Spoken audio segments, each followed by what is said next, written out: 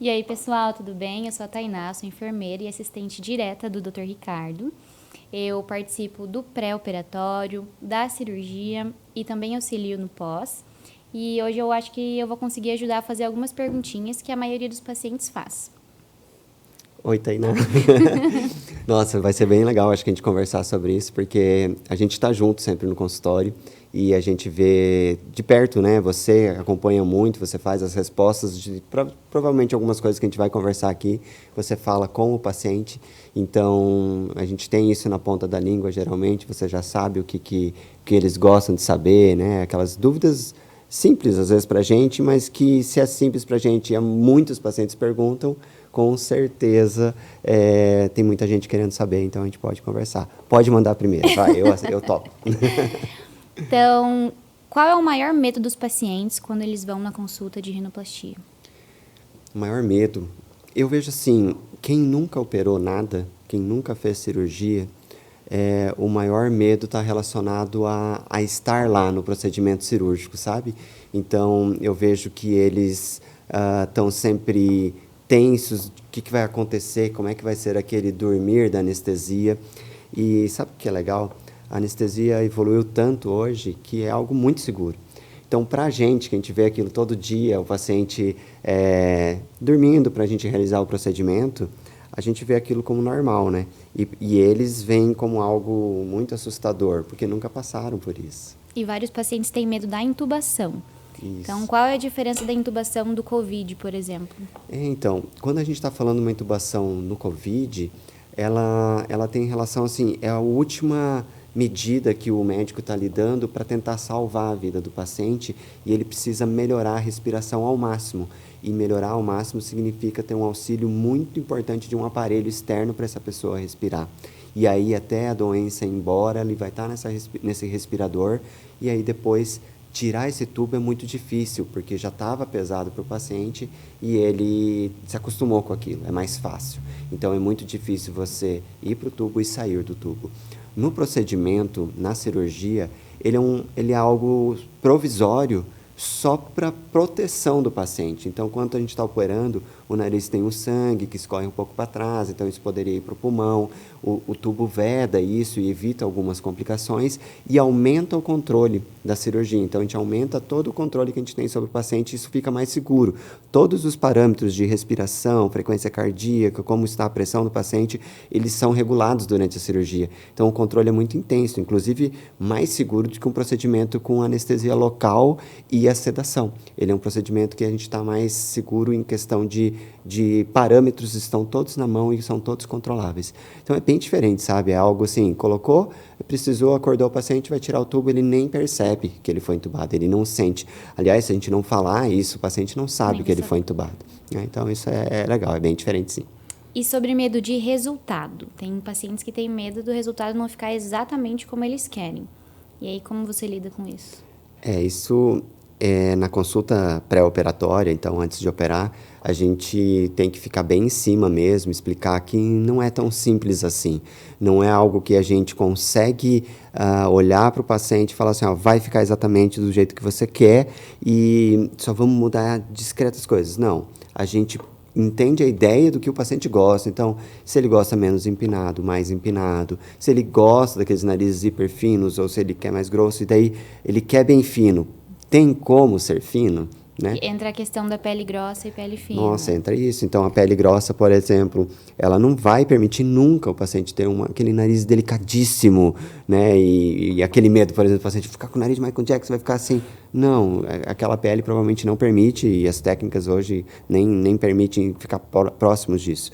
Então, mas a gente não consegue prometer que a gente vai ter aquele resultado que o paciente deseja. O que é interessante o paciente saber é que ele tem que ter uma ideia e nós vamos trazer o melhor resultado possível dentro do que ele está imaginando, dentro das possibilidades para o rosto dele. E aí a gente entrega o melhor resultado. E é importante ele ver todos os nossos resultados para ele saber se aquilo se encaixa com o que ele gosta. Se ele viu a maioria dos meus resultados ao longo dos últimos meses no meu Instagram e ele se sentiu confortável, provavelmente ele vai ficar muito confortável com o resultado dele mesmo. E o pós-operatório? É, no geral, bem tranquilo. Todos os pacientes dizem que é bem tranquilo. qual é a parte que você acha que mais incomoda eles? Disparado, acho que é a respiração, né? A gente faz de tudo para não alterar a respiração. Então, o paciente vem, a gente não usa tampão como se usava antigamente, aquele algodão que é dentro, aquela gaze. Vai uma plaquinha muito fina dentro do nariz que é para manter o septo reto, ela praticamente não altera a respiração. Porém, o nariz incha, ele vai acumular sangue da cirurgia, ele vai acumular secreção, o nariz faz muco o tempo inteiro, né? Mas o inchaço e o sangue principalmente vão atrapalhar a respiração. E aí, sabe o que é interessante? É que o paciente ele tem um controle sobre isso. Se ele lavasse o nariz da forma que a gente gostaria, e que não é fácil, né? Quando a gente opera, eu já operei a parte interna do nariz, a gente sabe que você não está lá o tempo inteiro lavando, mas se você lavar o nariz, com certeza é melhor. Então, assim, se você tivesse uma lavagem intensa desde as primeiras horas de cirurgia, A respiração fica melhor. A respiração seria um pouquinho melhor do que, às vezes, aquele paciente que lava pior, e você consegue ver isso lá no consultório em uma semana, a gente vê que ele não cuidou tão bem assim. Então, se ele lavar, vai ter melhora, mas é o que mais incomoda eles, com certeza. Sim. E com relação às cirurgias plásticas, você já acompanhou, sabe como funciona, por exemplo, mamoplastia, lipo, entre essas, você acha que a rinoplastia é mais tranquila, é mais simples, como funciona? Eu acho que sim. Tem uma coisa que eu acho que é pior, mas ela não é tão desagradável assim. O bem-estar do paciente no pós-operatório da rino é muito mais simples. Ele, em 2 dias, ele pode sair de casa, pode dirigir, ele está recuperado de desconforto, ele não está com aquela sensação de doente. Então, ele consegue sair de casa, fazer coisas do dia a dia. Lógico que vai estar com desconforto. Eu falo que é como se fosse uma gripe. Já numa outra cirurgia dessa, por exemplo, de lipo, né, abdominoplastia, dói muito, esses pacientes ficam reclusos, estão em casa, eles não conseguem, vão se movimentar, xixi é difícil. Isso não acontece muito, né, na nós. Mas e sobre a complexidade? Ele é mais simples em relação a tempo de cirurgia, ele é muito mais complexo no procedimento, né? A rinoplastia ela é considerada uma das cirurgias mais complexas da plástica. Por quê? Porque são micro detalhes que fazem toda a diferença e ainda existe a função do nariz por trás. Então, você tem que trabalhar o nariz para ele ficar bonito, mais fininho, menor, e esse menor tem que respirar bem. Então, você tem uma complexidade em cima disso e são várias pecinhas. Então, você vai na mama, existe o tecido glandular, mamário, existe o músculo, que são 2 estruturas, pele, mamilo, e aí você coloca uma prótese e posiciona isso para isso ficar bonito. Na rinoplastia, você abriu o nariz, existem 2 cartilagens aqui, 2 aqui, 2 ossos aqui, uma cartilagem no meio. Pequenas alterações, pequenos ângulos já vão tornar uma assimetria, já vai ter algum problema maior. Então, é bem detalhado na cirurgia mesmo. Entendi. E no consultório, já vi você falar sobre uma mentira que geralmente os médicos contam para os pacientes. Qual é essa mentira?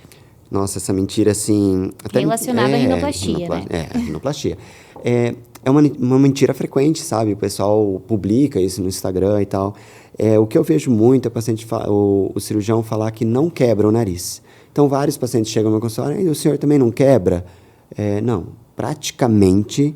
Quase todos os pacientes a gente quebra o nariz. Tem algum outro caso que não precisa, mas, em geral, o quebrar é estreitar a base óssea e isso é feito. O que muda é que existia o quebrar do martelinho, então nós temos um martelinho com uma pinça que vai lascando o osso e ele vai fazendo o caminho da fratura, que não é legal. Nada agressivo. Nada agressivo, não tem nada demais, até porque é um osso muito fino, a gente está falando de poucos milímetros, então você tem uma lancetinha que ela vai quebrando, fazendo uma linha nessa região para ele fraturar.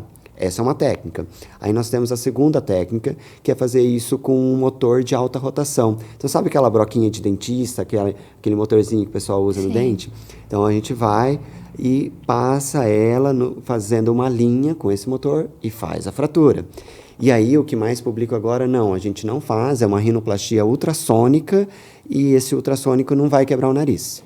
Muito pelo contrário, ele é a mesma coisa, ele vai lá, só que ele vibra numa onda de ultrassom, uma alta frequência, na frequência do osso que faz uma fratura, que é uma fratura bem legal, uma fratura muito boa, mas ela é uma fratura. Então, a rinoplastia ultrassônica que falam, e a gente faz, né? A gente tem ultrassônica, a gente tem o motor e às vezes a gente usa martelinho, a gente usa tudo. É conforme o caso, você vê o que é melhor para cada caso. Mas, com certeza, essa é a maior mentira. Os pacientes ouvem que não fraturou, que vai usar só um motor e, na verdade, esse motor vai fazer a fratura, só que de uma forma diferente do que era feito só antigamente. Entendi. E no pós-operatório, vários pacientes têm dúvidas sobre bebida alcoólica, sobre fumar. Quanto tempo tem que ficar sem e o motivo? Por quê? Tá, legal. O cigarro mesmo, né? Hoje nós temos o fumar, que é o pod, o cigarro eletrônico, e nós temos o cigarro mesmo. O cigarro ele é bem prejudicial, o pod também, e eles têm produtos químicos que vão alterar a cicatrização. A pessoa que fuma há muito tempo, ela vai estar mais sujeita a ter problemas circulatórios. A pessoa que fuma esporadicamente, talvez vai ter um pouquinho menos.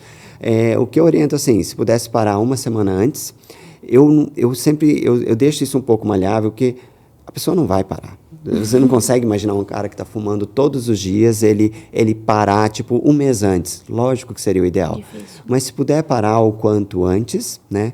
E aí o ideal seriam 3 semanas sem, quanto ao cigarro, isso vale para o cigarro eletrônico, tá?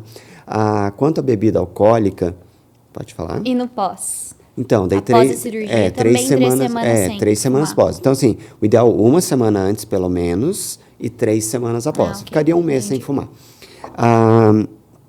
Quanto à bebida alcoólica, eu peço para não abusar e não utilizar, na verdade, na primeira semana. Porque daí você está em grande uso de medicação, né? Você está já exigindo do seu fígado, exigindo do seu rim, e você vai estar ainda com a bebida alcoólica, que poderia ter algum problema, principalmente hepático. E corta o efeito do antibiótico, por Corta o exemplo? efeito do antibiótico, né? Você tem uma disputa das enzimas que metabolizam esse medicamento e que o álcool vai utilizar, e aí você tem uma possibilidade de diminuir o efeito do medicamento e aumentar o risco de infecção, né? E ter, às vezes, um problema mais grave, como, por exemplo, uma hepatite. Então, é legal cuidar. Depois que parou as medicações, está se sentindo bem, está tudo certo, pode beber normalmente. Entendi, então tá bom. E agora, sobre um assunto um pouquinho mais polêmico, o que você acha sobre dentista fazendo rinoplastia? Tá. Existe, né, muitos profissionais hoje realizando a rinomodelação e tem alguns profissionais realizando a rinoplastia, tá? A rinomodelação em boas mãos vão ser sempre bem feitas. Quem sabe fazer isso com técnica adequada, tá tudo ótimo. Acho que é uma evolução. Eu acho legal a evolução da estética. Eu sempre oriento assim os pacientes a tomem cuidado se quem está fazendo isso faz isso com frequência, tem noção realmente da anatomia. Então, sabe, ser bons profissionais, independente da área, se é um médico, dentista, né, tem que com certeza ter cuidado e saber se está lidando com boas pessoas. E aí você aumenta a chance e saber se eles sabem lidar com as complicações. A rinoplastia eu acho algo muito surreal, assim, algo incomum para mim. Porque para você conseguir realizar uma rinoplastia, exige muito, mas muito tempo, muita técnica e muitas cirurgias, vendo gente operar, estar junto, estar frequente, saber da respiração, como funciona. Eu vejo isso assim, né? Eu fiz 3 anos de residência, depois você vai fazendo todos os cursos e tudo, e você vê que eu demorei muito, por exemplo, para ter coragem de fazer o que eles chamam de alectomia, né? Então, é algo que eu já fazia rinoplastia há alguns anos e não fazia alectomia de medo da complicação potencial que ela pode dar. E aí eu vejo, e isso é comum, o pessoal faz um curso de final de semana que aprende a fazer essa alectomia e vai lá, aplica no paciente, sem entender tudo que está por trás disso. Se você diminui a narina, tem volta, não tem volta? Como é que faz isso se voltar? Qual que é as complicações? O paciente sabe disso, né, dos riscos das cicatrizes, né, de respirar mal. Então, isso me chateia um pouquinho, né? Eu acho que hoje em dia, né, nesse mundo que a gente está vivendo, parece que todo mundo pode fazer qualquer coisa, né? Então, você pode fazer o que você quiser, parece que o diploma hoje não importa tanto. Beleza, mas eu acho que tem que ser algo completo. Se chegar em um nível que realmente fazem algo extraordinário, não tem problema. Sim. Só que tem que saber fazer o extraordinário, saber lidar com as complicações, e eu não vejo isso. A gente vem as complicações para a gente resolver. E aí você está lá, né, com dó do paciente. Isso é um pouco complicado e tomara que evoluem para um bom caminho, porque é um pouco complicado. E uma segunda cirurgia ou terceira é muito mais complicado do que a primeira, né? Sempre geralmente as pessoas complicado. acham que é assim, fiz uma, só tem que consertar um detalhezinho. Só mais um detalhe, né? Só posiciona isso aqui. É o que o paciente fala, mas era só isso aqui, né? Só isso aqui vai ser provavelmente o dobro de tempo de cirurgia, é muito mais difícil, porque você tem que reestruturar todo o nariz, ver o que foi feito, entender o que a pessoa criou naquele momento da cirurgia, e aí criar uma nova possibilidade de resultado para esse paciente. Daí já envolve o uso de enxertos, uso de cartilagem de costela. É muito diferente, por exemplo, ter uma cirurgia que é minha, né? Uma segunda cirurgia minha, porque daí geralmente eu sei o que eu fiz, eu sei que estrutura foi feita, o que talvez não funcionou tão bem, porque está sujeito, né? A cirurgia, todo mundo está sujeito em algum momento ter que retocar algum paciente. Sim. E aí é mais simples, sim. Agora, pegar um caso assim que foi feito algo que não é o correto, que saiu do padrão, aí para corrigir isso é bem complicado. Entendi. Então, acho que por hoje é isso. Legal, foram muitas perguntas, né? Sim, legal. Eu achei bem legal as perguntas. Eu acho que a gente está trazendo um pouco para eles o que a gente vê, né, no consultório. Sim. Por exemplo, a bebida, acho que quase todo paciente te pergunta, né? Pergunta bastante. Você tem a sensação, você, como enfermeira dos pacientes, você tem também essa sensação de um pós-operatório tranquilo? Tranquilo, bem tranquilo. A maioria deles sempre fala que está tudo bem. O que incomoda mesmo é a respiração. Mas de dor é geralmente zero. Bem tranquilo. Bem legal, né? E você faz parte disso, então se você puder comentar um pouquinho. A gente... Acabou as suas perguntas, eu tenho as minhas. A gente tem um cuidado no pós-operatório legal, né? Acho que no pré-operatório, no pós-operatório. A gente instituiu algumas medidas, por exemplo, celular, assim, me conta como é que é isso, o que a gente faz para o paciente? Então, hoje em dia, a gente tem um grupo de WhatsApp, né? Então, tem a Camila, que é a do agendamento de cirurgias, que ela conversa sobre o pré, e depois entra você e entra eu. Então, a gente consegue conversar com o paciente durante todo o pós-operatório. Então, o grupo fica lá. Sempre que eles têm dúvida, eles podem mandar, que a gente vai tirando, vai conversando com eles. Isso é bem legal, né? Mudou bem, né? Depois que a gente instituiu isso, é bem legal. E a gente tem também, né, para relembrar, assim, a gente tem todos os cuidados, né? A gente está sempre acessível, que já é isso. Todo o cuidado de o que eles precisam para o pós-operatório, oferece para eles, então, o travesseiro, o gelinho. Acho que isso é bem legal. Sim. Acho que a gente tem bastante coisa. Estamos bem, né? Então, tá bom. Muito obrigado pelas perguntas. Foi bem legal. Tomara que ajude bastante o pessoal. Quero agradecer aí que vocês tenham acompanhado. Muito obrigado mesmo.